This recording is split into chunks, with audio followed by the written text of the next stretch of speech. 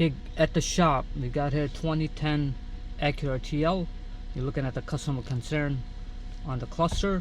Battery light is on and the check charging system. So alternator is making a whining sound, so let's hear that, and we'll look at the scanner as well.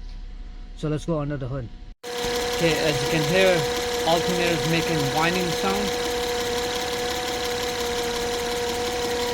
Hopefully my camera is picking it up, but that's the sound that customer did complain about that as well too. So let's look at the battery voltage on the scanner. Okay, so as you can see, our voltage is going down to 12 now, and look at the duty cycle, 100%.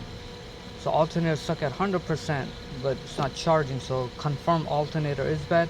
But let's check our voltage at the battery with the meter. Okay, this is what we've seen on our battery.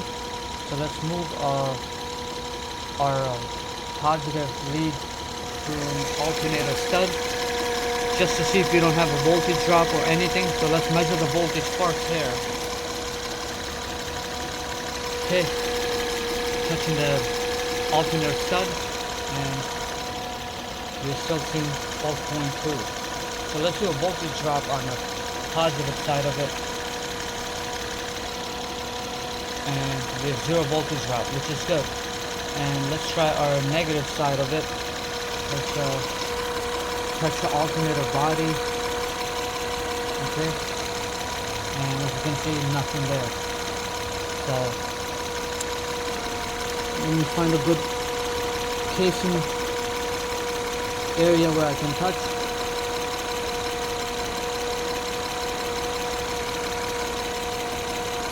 Yep, same thing.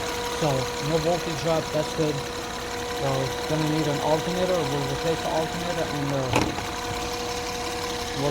I'll make a video after alternator has been replaced. Okay, I just turned some loads on. Just wanted to see if alternator is keeping up. It is not keeping up. So let me turn the blower on to.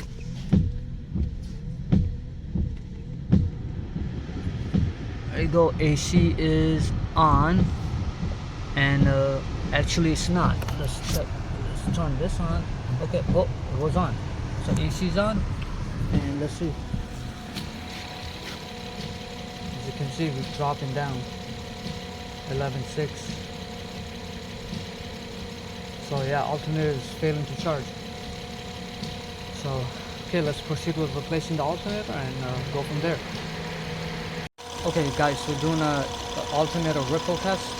The setup is the battery positive, the alternator positive post, and this is a waveform we've seen. This is not the right, this is bad diode. This is what we've seen. See the bottom, let me pause it. See these right there? They shouldn't be there. Should be nice even humps, not like that. So we don't want that. That confirms that our alternator has bad diode, and when we check in amperage, AC amperage, shouldn't be more than 2 to 3 AC amps. And look at this, I'm under AC and it's putting up 14 amps. So definitely bad diode.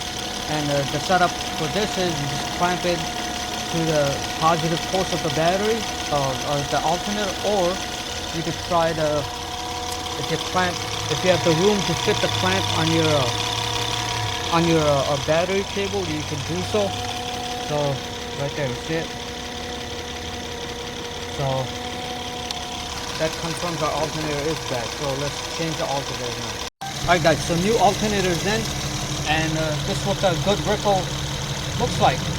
Once again, the setup is negative, battery positive to alternator positive post, and then 2 volt is the division, and 20 milliseconds usually is a good time. And then this is what the ripples looks like. Look at that, 6 to milliamp, 4 milliamp, 6 milliamp. Anyway, so let's check our amperage, what the amperage shows. And there you have it, 2.2 AC amps. That's what we shown. So as you saw, what we saw over here when we were testing for amperage, and this is by the battery, AC amperage right there. So what the specs, and yeah, that's a confirmed fix. And let's go by the car, and as you can see, all the messages are gone. So I just gotta put the radio code and this car should be good to go.